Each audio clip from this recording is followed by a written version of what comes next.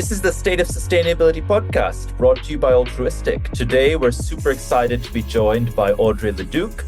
Audrey is the North American Director for Planet-Friendly Practices at McCain Foods. McCain's is the world's largest manufacturer of frozen potato products. We're going to discuss best practice for scaling regenerative agriculture practices across the value chain.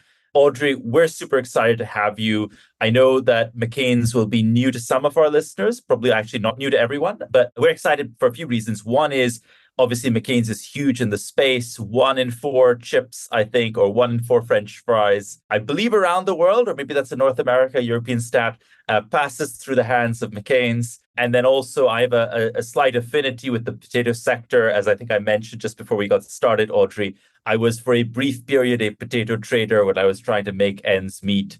And more on that later. Audrey, super excited to have you. Could you maybe tell us in your own words a little bit about McCain's and a little bit about your role there? Absolutely. Thank you for having me. Yes, that is our claim to fame. So 1 in 4 potatoes globally is a McCain French fry. So if you're hitting a Shake Shack or a Burger King or a McDonald's, you will think of us for sure. So very happy to be here. My expertise is in supply chain optimization, sustainability, but also I'm going to say storytelling, which comes in very handy to really amplify the great work that McCain has been doing on our journey towards planet-friendly practices. So my team oversees our 4 pillars of sustainability. So that is smart and sustainable farming, good food, resource-efficient operations, and thriving communities. So everything from packaging to volunteering to CO2 emissions, which I feel like a lot of the sustainability teams out there need to be jacks of all trades. So very, very similar at McCain. And I will say that we've been very much in the limelight recently for our efforts around regenerative agriculture. So I'm excited to speak a little bit more about that today. Fantastic, Audrey. And I know firsthand that you guys are amazing at making the potato the unsung hero of a news story. And, I was actually, I was at a conference last year, I think, or maybe the year before, and there was a regenerative French fry stand from McCain's where French fries were being made live from potatoes grown in a regenerative way. And the line was queuing out of the conference building. Audrey, I'm only slightly exaggerating. But for those of our listeners who aren't super familiar with regenerative agriculture, and I think that all of them probably will have heard the term, but as you know, there are many different interpretations of what regenerative agriculture actually means.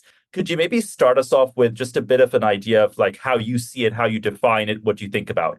Absolutely. So in a few words, regenerative agriculture is an ecosystem-based approach to farming. And what it does is that increases farmer resilience by enhancing the soil health. It protects biodiversity and that improves yield, but it's also about reducing synthetic inputs such as pesticides, for example. And the reason why this has been so, I'm going to say, at the forefront of everyone's list is because planet-friendly food is especially important today, as the natural resources that are required for the food system to thrive are under so much pressure. So, of course, the case for making food systems more sustainable and resilient has never been more compelling. And given that in our line of business, it's our primary ingredient, the potato, we really need to be tackling these challenges head on just to make sure that we're able to assure supply for the long term. And what I love about McCain is that our leadership really sees this as an opportunity and as a responsibility. Sustainability is really at the heart of our purpose to celebrate real connections through planet-friendly food. Audrey, that makes perfect sense and also resonates with what we hear from others in the industry. And I particularly like the way that you describe this sort of assuring the resilience of the supply chain and assuring that the supply chain is there for you in years to come. I know from conversations with Mars, for example, that that's also how they see cocoa and their value chain, where it's not just about solving for your little part and what you're buying. It's actually about solving for the supply chain as a whole, because if you only solve for your little part, you're increasingly buying from a smaller and smaller slice that will meet future needs. If you solve for the whole of the supply chain in your key ingredient, you make that supply chain resilient and you increase the pool of suppliers you can buy from. I know that McCain's also thinks in terms of the whole farm, so to speak. And I've spoken with some of your European colleagues as well. And I know that your team is good at kind of leaning in to help the farmer be successful even sometimes beyond just growing potatoes, like growing the sort of counter-cyclical crops as well. Could you tell us a little bit about how that dialogue works and how you're finding farmer engagement and so on? That would be great to dive into. Yeah, so regenerative agriculture has been a huge value driver for McCain from a production perspective, and it's been an incredible differentiation point for our customers. But really, our growers have been doing elements of regenerative agriculture for a long time.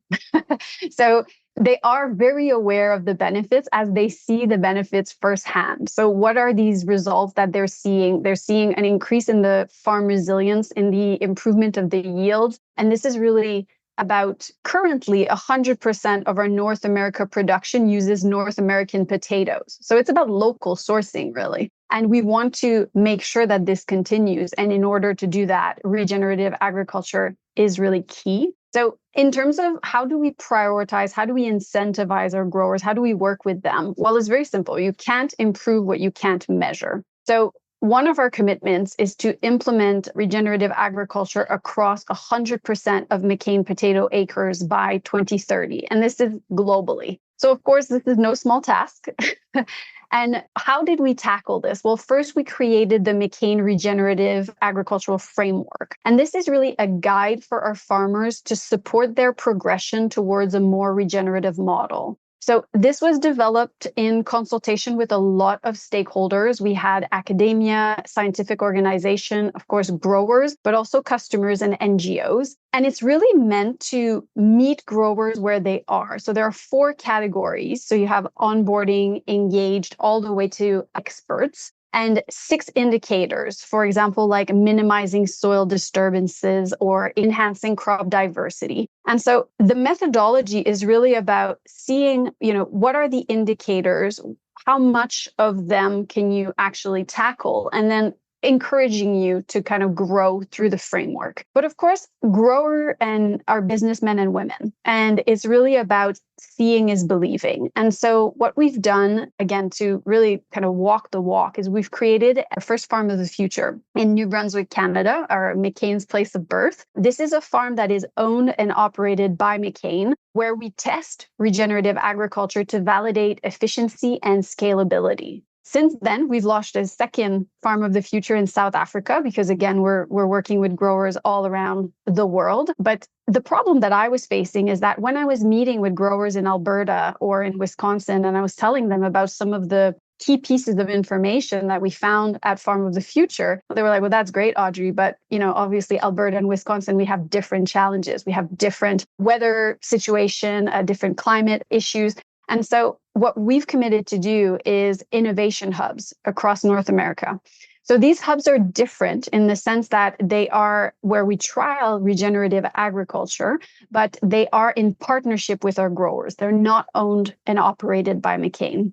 And at these innovation hubs, they're tackling challenges that are really unique to their region.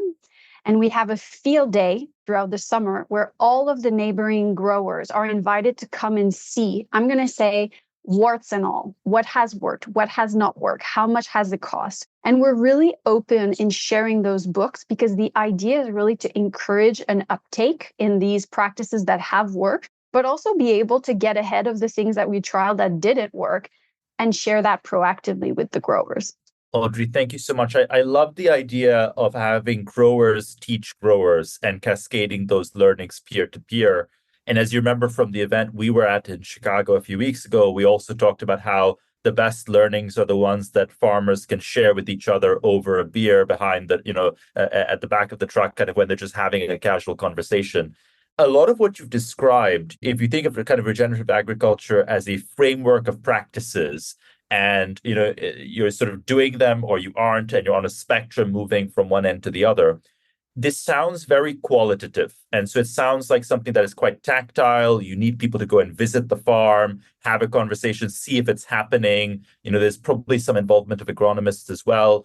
Do you see this transitioning to a world where in steady state, it could be managed by a procurement team or someone, in the supply chain team at a McCain's, where they're actually able to, let's say, look at some quantitative indicators or something else that doesn't involve lots of on-farm activity from the purchasing department? Or do you think it's always going to involve some form of physicality, physical inspection, physical understanding of where the practices are being deployed? It's very much going to be always a hands-on, on-farm activity. It's interesting because, of course, as we're talking about how great this is for assuring supply for the long term, a lot of our customers are turning around and saying, well, can we have all regen this year? And I'm trying to explain it's not an on and off switch. This is something that takes careful planning. In the Northern Hemisphere, we get one harvest per year for potatoes. And on top of that, we do cover crops and we do a crop rotation. And so there's other things that need to be considered. It's not something that we can immediately go from 0 to 100. And that upfront work that happens at the farm, I don't see it going away. That being said, we're using more and more technology on the farm, especially when it comes to, for example, reducing synthetic inputs. So we have a new technology called See and Spray, which are really using cameras to make sure that they're targeting certain pieces of the plants and really just spraying where it needs to be versus, back in the day where you would see airplanes just dropping on fields and really impacting the air quality. So while the way that we're growing is changing, I think that it's definitely going to be heavily reliant on boots on the ground, like we call them. And so our field team has been growing in North America. We have more and more experts. We have a great agriculture intern program where we're really trying to get younger people to be interested in agriculture and become experts so that they can really be the support to the growers that we need. Audrey, I have a bunch of questions off the back of this. I love the focus also on technology and bringing this to bear on the farm side. And I know that we've seen from the last 20 years of technology transition in agriculture, which has been slow but impactful, that often you find a dual impact of sustainability and cost coming together. One example that I think about is drip irrigation, which is still new for farms in most of the emerging markets, for example. But drip irrigation kind of helps with cost. It helps with fertilizer and pesticide efficiency, helps with yield, and really good for both the environment and the bottom line. Do you see a lot of potential for that sort of thing in the regen agriculture shift where actually this makes money for farms as well? Yeah. So, of course, if you're reducing your pesticides, you're reducing your cost. The same thing for fertilizer, you're reducing the cost of your fertilizer. I think that there is a huge barrier to adopting regenerative agriculture, though, and it's financial. So this is something that, I was really keen on sharing with your audience today, is that as we're racing towards 100% regen potato acreage as fast as possible, the financial barrier becomes more and more obvious. And so we recognize that there's extra support that is needed. And this is a priority for our business. So we really allocated resources to work towards how do we make this as efficient as possible to be able to help support the growers from a financial perspective? So we have a team that works on grants to help our growers get there faster. Because of the diligent work of our grant team, we were allocated $6.9 million in federal funds from the USDA, our CPP, for sustainable potato farming in Wisconsin and Maine, for example.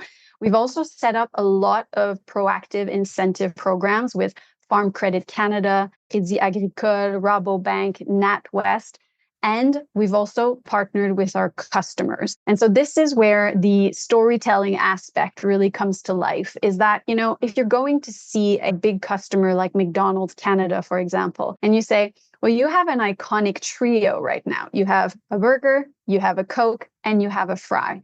Think about a future where you don't have access to this fry anymore. What happens to your iconic trio? So obviously, all of a sudden, the ears perk up and they're like, well, what do you mean? And what can we do? And so together with McDonald's Canada, we created a $1 million Future of Potato Farming Fund for Canadian growers. And this is really cost-sharing grants to help farmers scale their regenerative transformation. What I will say is that this was particularly appreciated by the growers because we really tried to make it as, I'm going to say, straightforward as possible. A lot of the grants that are available out there through government have a lot of red tape, and you need to be a certain type of writer to be able to kind of understand what it is that the underlying question is looking for. Well, this is not the case for this fund. It's really about, thinking about what's going to have the most impact, having direct conversations with the growers, and then, being able to provide the money and move that forward. So It's been really exciting to see the customers being more and more interested in helping us ramp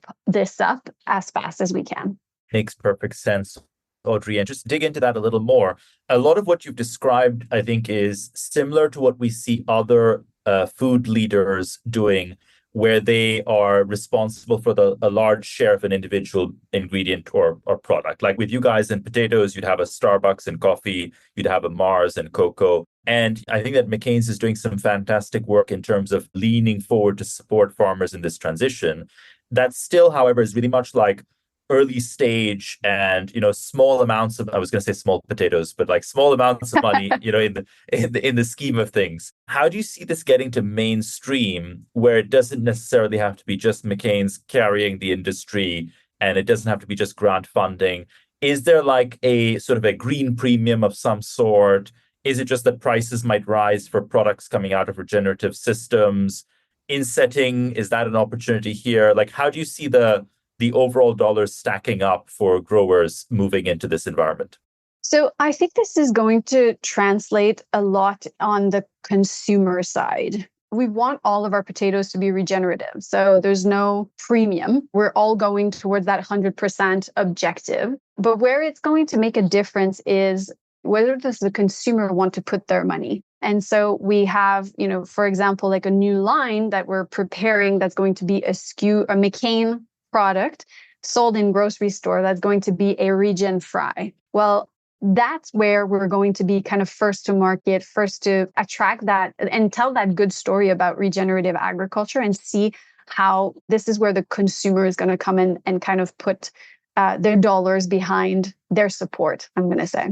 I think that's really interesting. In the consumer space, like the consumer narrative space, I'm seeing two interesting dynamics play out. So on the one hand, when I speak with most of the big FMCGs, the usual suspects, what they tell me is that their internal marketing data and consumer data tells them that consumers won't pay more for a sustainable product. And if they see, two products that are identical qualitatively and at the same price, then they pick maybe the more sustainable product, but they won't necessarily go and pay more out of their way for that product. At the same time, I also see some great examples of first movers going out with something that is quite innovative and quite unique. One of my favorite examples is the Evian nude bottle, which I think is now, it was sold in France originally. I don't know if it's gone further now. I saw it in Paris in a train station. And it basically is the Evian bottle, but no label.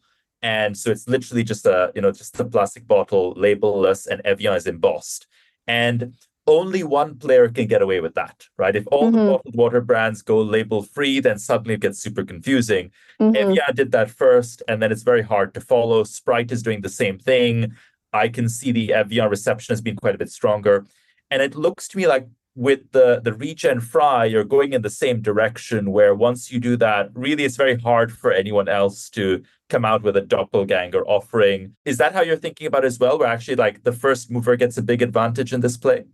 I think the first mover definitely gets, more of the media attention. But, there's a lot of, I'm going to say like collaborative efforts that have to be done across the category. In some markets, because these markets are so big when it comes to potatoes, we're basically, neck to neck with competition. And it's about, we're all supplying the same supplier, but just we can't, handle the volume on our own. And so I always kind of, when I'm thinking about like fostering partnerships and tips for people to think about, what are the possibilities, I always have like three things that I'm living my work by. And I used to be a lobbyist. So this is kind of how I manage my stakeholders.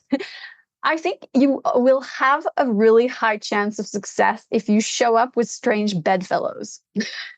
So if you show up with, like we've been working with Syngenta, for example, on driving pollinator mix and looking at, what are some of the opportunities.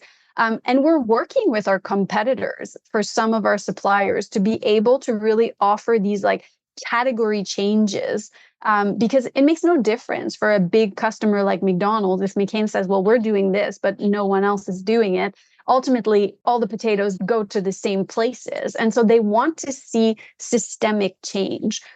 I'm going to say also the second one is avoid the Cinderella syndrome. So don't wait until it's midnight to start building relationships. It's really important that, like, as you're thinking about risk mitigation, that you're reaching out to government, that you're reaching out to customers, that you're bringing the growers in, trying to really manage your stakeholders in a holistic way so that when something happens where, like, we're experiencing a drought in a region, or everyone is already assured that we're working in good faith and that, the communication is a little bit easier.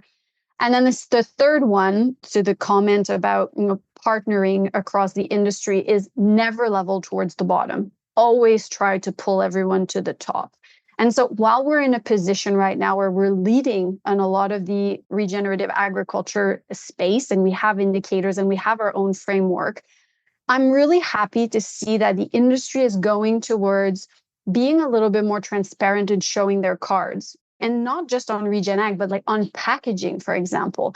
Everyone is facing these huge EPR expenses. And so by working together with Coca-Cola, with Unilever, with the competition, and talking about, well, can we increase the recycling of LDPE plastic, and should we be all using the same plastic to make that easier? That's really how you're going to get systemic changes. So I'm glad to see that there's more collaboration in the industry. I have excellent, I call them colleagues that sit with the competition, and we do exchange quite a bit on how we can make the industry better. Because ultimately, going back to what we said at the beginning, it's the entire food system that needs to thrive.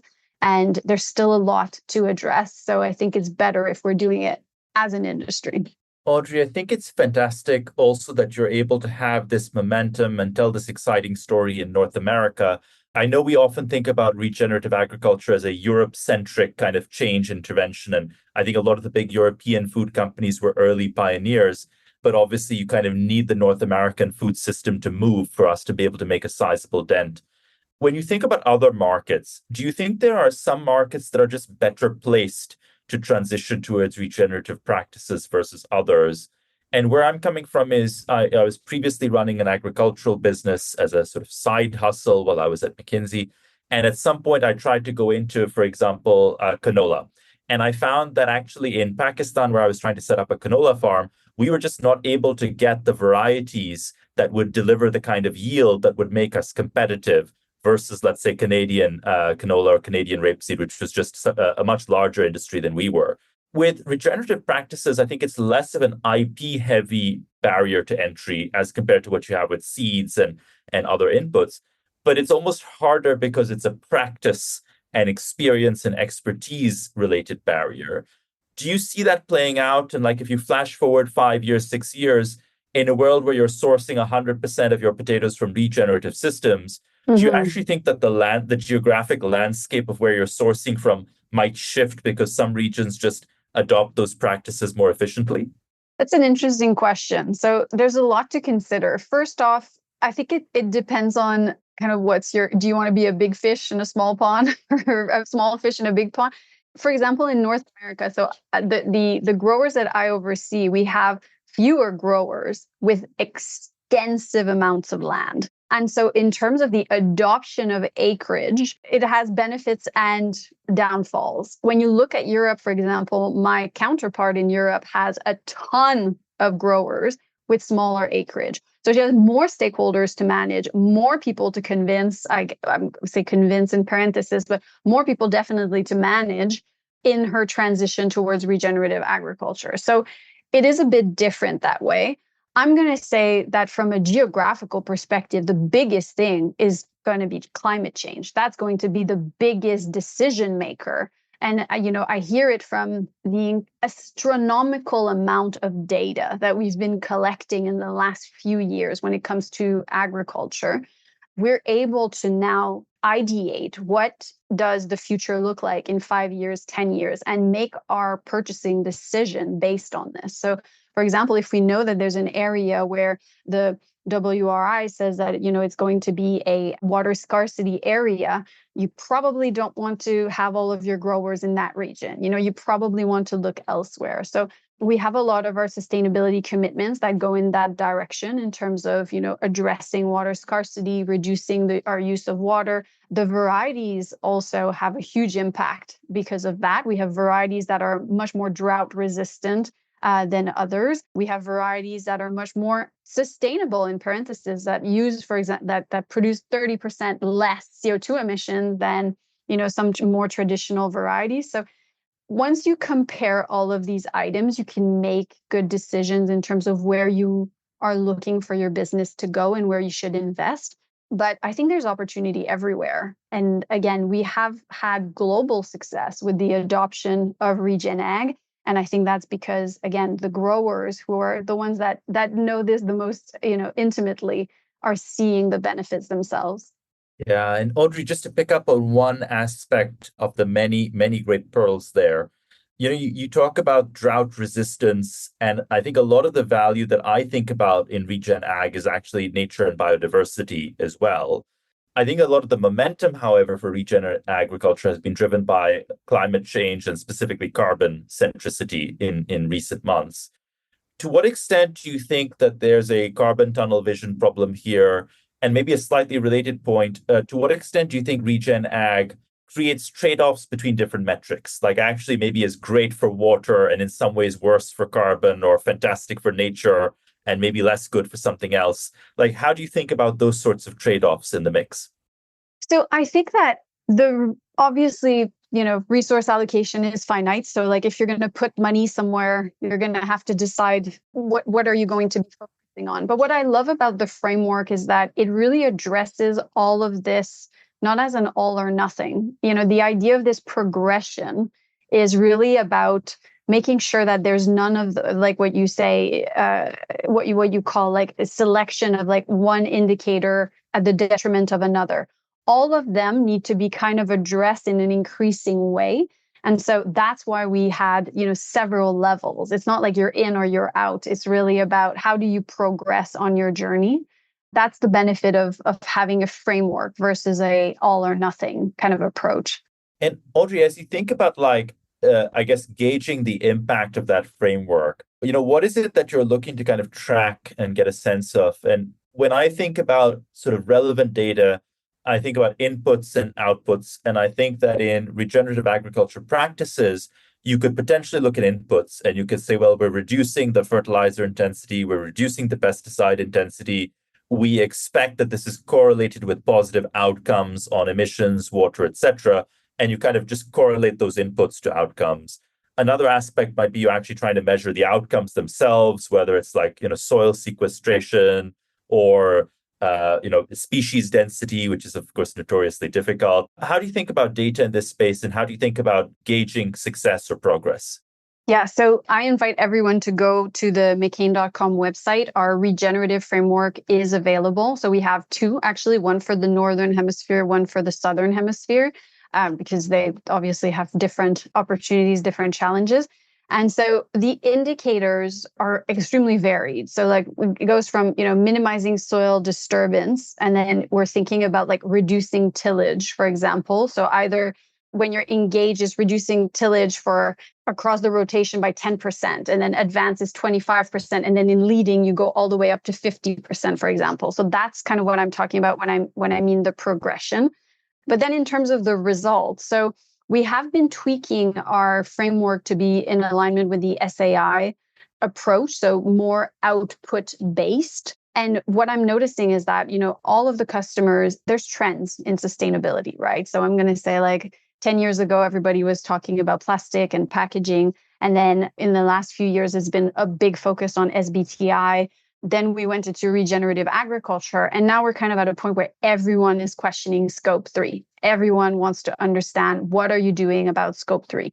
Because ultimately, it's a huge percentage of a company like McCain's emissions, the overwhelming majority. And then it also impacts, if I take care of my scope 3, it reflects well on my supplier, on my customer's scope 3. So like when they're looking at the big picture, they're really pushing for us suppliers to make a difference. So when I see initiatives like the Walmart Gigaton project, for example, where they're looking for a whole gigaton to be removed from the atmosphere by 2050, year on year, I need to produce my numbers, my data to Walmart. And if I am improving my data year on year, I become a giga guru. So I get recognition. I become a supplier of choice. And so it becomes a better narrative when you're like, okay, well, we're doing all of this. Of course, it's costing us money in some countries where we have a carbon tax, for example, then it becomes an easier narrative because right now, $65 per ton. But if we wait and we don't do anything, then how much deeper are we going to have to go in our pockets down the road? It's also about how do we get the whole momentum across the industry? How do we get our suppliers to be involved? And I think that that's where we are with our growers right now. So we are at a point where we've created the framework. We have a good handle on which of these indicators reduce our CO2 emissions. And we are in the process of kind of finalizing a more formal program to be able to say, well, you have an air seeder now. This is the impact depending on how many acres you've used it on versus last year when you didn't. And so we're going to be able to showcase the progress from engaged all the way to masters in a very quantitative CO2 way that I think is going to be extremely appreciated by the customers. But also, you mentioned tunnel vision before. We can't let us having the perfect handle on that before we start making progress. So I think that we've been encouraging all of these indicators because we see the farm resilience benefits. We don't necessarily wait. We haven't waited until we had the full picture of what that represented in terms of CO2 emissions benefit. We're doing that kind of now. But I would say, the most important thing is that you're always kind of striving towards the next thing and you're always moving forward. If you're waiting for things to be completely baked, it's going to take a long time. As long as a baked potato. Sorry, Audrey. But if I kind of just think, if I sort of summarize a little of what I'm hearing, I think what's nice is that you've got kind of both sides of a system change here. You are changing the supply side system. And I think what's nice is that you're moving the whole of it. You're saying actually 100% of what we buy is going to be produced by a regenerative system. And so there's a kind of a whole supply chain shift. At the same time, you're making the market for products that will be produced through regenerative systems. And you're making the market both in the B2B side of your business and the B2C side. And so on the B2B side, when you speak with McDonald's, what I'm hearing between the lines is also you're kind of creating the demand on the McDonald's side, not just for McCain's to supply regenerative French fries, but actually for every other supplier also to start supplying that. And in the same way on the B2C front, when you can sort of come out with the regenerative French fry as a consumer product, you're sort of making the market there as well and creating the demand for that.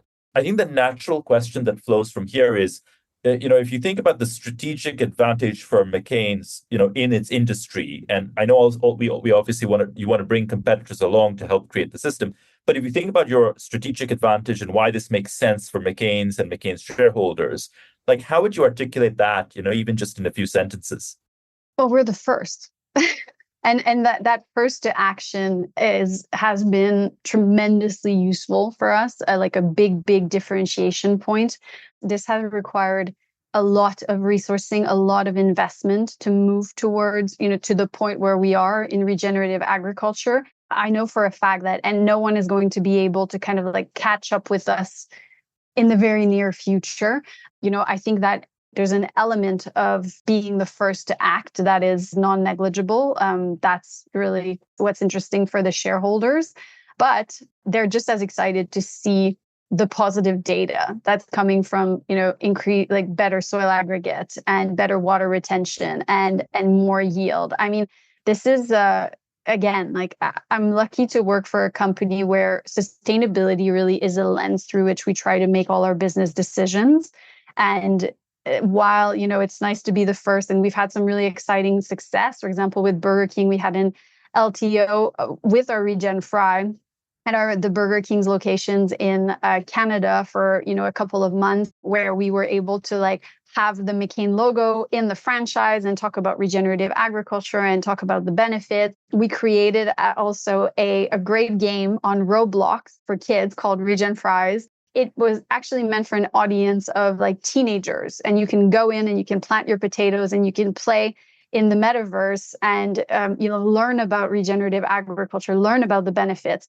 And then there was an element, a partnership with a restaurant called Bored and Hungry, where you could then show up at the Bored and Hungry restaurant and actually consume the regen potatoes that you had planted in the metaverse. So there's a lot of momentum that we're getting because we're the first. And so I think that that's a non-negligible differentiation point and something that I'm really excited about. I think that's definitely something to get excited about, Audrey. When I look at how the packaging industry has been thinking about this sort of strategic advantage, I know that a number of packaging suppliers that have been transitioning things like furnaces to hybrids and making significant capex investments to reduce the emissions intensity of their output. I know that they're anticipating being pulled into long-term contracts with certain customers that want to basically get as much of the green stuff basically as they can and sort of lock in those relationships.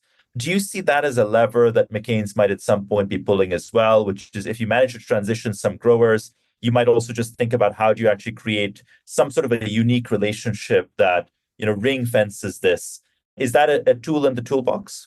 Yeah, of course. I mean, the Future of Potato Farming Fund, for example, is a 2-year fund. And so, that means that when comes the time to do an RFP, you're thinking, well, we already have all this great work undergoing. It's kind of an additional tool in the toolbox, exactly, to make sure that the nature of the business is not just about, well, I'm going to sell you this amount of potatoes and this is how much it's going to cost. It goes beyond that now. It goes about like, well, we can work on regenerative agriculture progress together and we can volunteer together because we have this really cool program called Chips In where all of our employees get 8 hours to volunteer and things like that. So I think the business has moved from just talking about potato dollars to, okay, how are we really making sure that we select suppliers that are doing the right thing?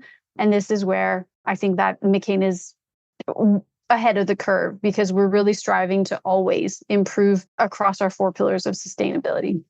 Super helpful, Audrey. Audrey, I normally try and summarize the content of the conversation, but this has been such a fun and wide-ranging conversation that I feel like any summary would not do it justice. But I'm going to try. So if I would say kind of like, I think that we went in different directions all over the last, all over the sort of the episode. And I think that I'm taking away 3 or 4 particular bits and pieces. One is around just the need to take an end-to-end system view of the problem. And so what you've orchestrated at McCain's is just a remarkable, you're at the early stages, but what you're orchestrating is a remarkable system change that takes along growers, peers of yours, and customers and consumers. And you're sort of, you seem to have initiatives actually at every step of the way there. Even the Roblox example, for instance, is a really nice early stage consumer intervention. And so I really love the whole system change lens that you take. I also really liked the thinking around costs and benefits. You think about regen ag, not just from the sustainability macro lens, but also what does this do for specific indicators, whether it's carbon, nature, biodiversity, water, resilience, risk mitigation, and then also like cost reduction, pesticide use, fertilizer use, etc. And I think that's a really nice set of positives to weigh against the undeniable financial costs that it involves to shift towards a regenerative system. I then loved how you're bringing your lobbyist experience and toolkit to play in telling a really powerful narrative. And I think the narrative is a really strong one and really helps you articulate why there's a great cost-benefit trade-off here and why system change is necessary. And then just to bring it together, and I think this is great advice for your peers also in other industries, and we speak with many of them, which is being the first actually can have a big advantage because you shape the ecosystem in your direction and in line with your narrative. And by the way, you might also end up locking in a lot of the different stakeholders on both sides into this system change and into this narrative that you're a core integral part of. And I think that's a really enviable position for any company to have going into the next decade. So I've taken away a phenomenal amount from this conversation. I hope our listeners have as well, Audrey. I wanted to just say a big thank you to you for joining us. Absolutely. And I'm really happy to. And if I can just leave you with one last thing, it's really what makes me the most happy is when we have employees that are interviewing for a job at McCain in like across all the functions, HR, finance, and I hear them comment on our sustainability report and how they feel that our values align with theirs. And I will say that a robust sustainability strategy is such a powerful recruitment tool. And I always, really encourage all of the stakeholders, the competition, everyone to really think about, how can you do storytelling around some of the key elements that you're putting forward for storytelling, because you're going to recruit more well-rounded, excited, passionate candidates that want to, make the business better. And that's really how you're going to get to the next level. And I think for many companies, that almost is enough of a big value proposition actually to make this worthwhile. So big thank you, Audrey, for sharing that as well. Also wanted to say a thank you to everyone else who is listening. Please subscribe to stay updated for future podcast releases. I can't promise that we'll match the quality of Audrey's episode, but we'll certainly try. So big thank you. Thank you very much.